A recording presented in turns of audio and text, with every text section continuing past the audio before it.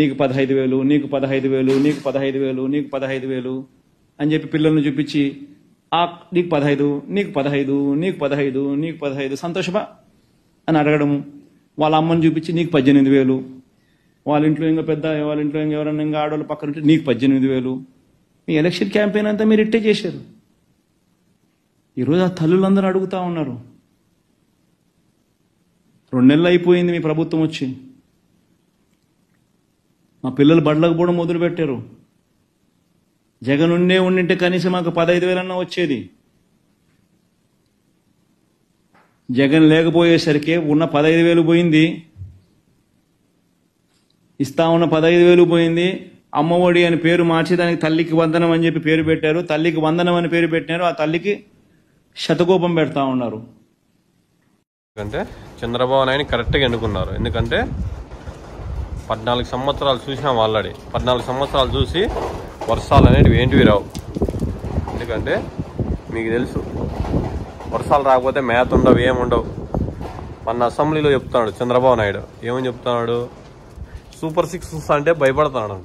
Super 6 చూస్తే భయపడతాడు, super 5 కూడా భయపడతాడు. ఎందుకంటే 3 పార్టీలు కలిసి 6 పథకాలు అమలు చేయలేకపోతున్నారు. ఎందుకంటే చంద్రబాబు నాయుడు అబద్ధం చెప్పడంలో మంచి దిట్ట. ఎందుకంటే ఓట్లు వేసినారు కాబట్టి ఇంకా లోకేష్ చెప్తున్నాడు, రూట్ మ్యాప్ తయారు చేసి కూర్చొని మాట్లాడేసి పెట్టి అమ్మఒడి, గ్యాసు, నిరుద్యోగులు 1,500 పింఛని, 18 ఏళ్ళకు మళ్ళీ డబ్బులు వగేరా వగేరా ఇలా చెప్తా పోతాడు. ఎందుకంటే టైం గడవాలి కదా అని. ఇప్పుడు 2 నెలలకు ఏమైంది? పోయిన షాప్లోనే కొన్ని కోట్లు వచ్చింటుంది. వాళ్ళ తగ్గట్టు వాళ్ళ నిధులు మళ్ళించుకుంటారు పక్కకు. ఎందుకంటే ఫ్రీ పథకాలు ఇస్తే ప్రజలు సోమరిపోతులు అవుతారు అని. అందుకు ఈ డబ్బులు మొత్తము వాళ్ళ అకౌంట్లోకి మళ్ళించుకుంటారు. 2 నెలలకే చంద్రబాబు నాయుడు చెప్పినాడు హైయెస్ట్గా మంది అమ్మినామని. దగ్గర 1,000 కోట్లు వస్తూ ఉంటుంది ఆధిక్యం మన ఆంధ్రప్రదేశ్. ఆల్రెడీ ఉంది, జగన్ ఉంది కాబట్టి అమ్మఒడి అంట, బీసీలకంట, మగ్గాలకంట, సాకలకంట, మంగళులకంట, కాపోలకంట, కురవలకంట, బాయాలకంట, ఏ క్యాస్ట్కైనా డబ్బులు వేసుకుంటూ వచ్చినాడు. డబ్బులు ఆంధ్రప్రదేశ్లో గోతుండే కదా. ఇవి చంద్రబాబు నాయుడు ఎందుకు వేయలేకపోతాడంటే మన అకౌంట్లోకి వేసుకుందాంలే అని. ప్రజలకు ఇస్తే ఓటు వేసేస్తారు, లేకుంటే లేదని. చంద్రబాబు నాయుడు అంత తెలివైనడు ఎవరు ఉండరు కదా.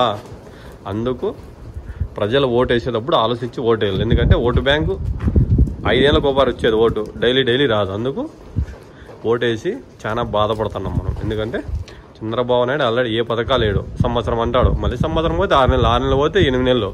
అమరావతి మన 15,000 కోట్లు చెప్పాడు, కానీ పార్లమెంట్లో అది బిల్లు పాస్ కాదు. బిల్లు పాస్ కాదు, కాంగ్రెస్ వాళ్ళు కానీరు. ఎందుకంటే వాళ్ళున్న రాష్ట్రాలు అన్ని రాష్ట్రాలకు బడ్జెట్ ఇస్తేనే బిల్లు పాస్ అవుతుంది. ఇలా చెప్పుకుంటూ పోతే చంద్రబాబు నాయుడు ప్రజల్ని 100% మోసం చేసుకుంటూనే వస్తున్నాడు. ఇంకా అయిపోయి ఇంకేం చేస్తావు, ఆయన ఓసే అయిపోతుంది. ఎందుకంటే మళ్ళీ 5 సంవత్సరాలు ఎలక్షన్ మూమెంట్లో ఏదో చెప్తాడు. 2029లో మళ్ళీ ఏదో కొత్త నాటకం చెప్తాడు. మీకు రుణమాఫీ చేస్తా, అవి చేస్తా, ఇవి చేస్తా అని. ప్రజలు మనం ఓటు వేసేటప్పుడు ఆలోచించి ఓటు వేయాల. ఓటు బ్యాంకు చాలా విలువైంది. ఓటు లాస్ట్లో వాళ్ళు డబ్బులు ఇస్తారు, వీళ్ళు డబ్బులు ఇస్తారు. నాయకుడు మనకు కరెక్ట్గా ఉన్నాడా లేదని ఆలోచించి ఓటు వేయాల. ఓటు వేయకపోతే ఈ 5 సంవత్సరాలు బాధపడినట్లు మళ్ళీ 5 సంవత్సరాలు బాధపడతాం.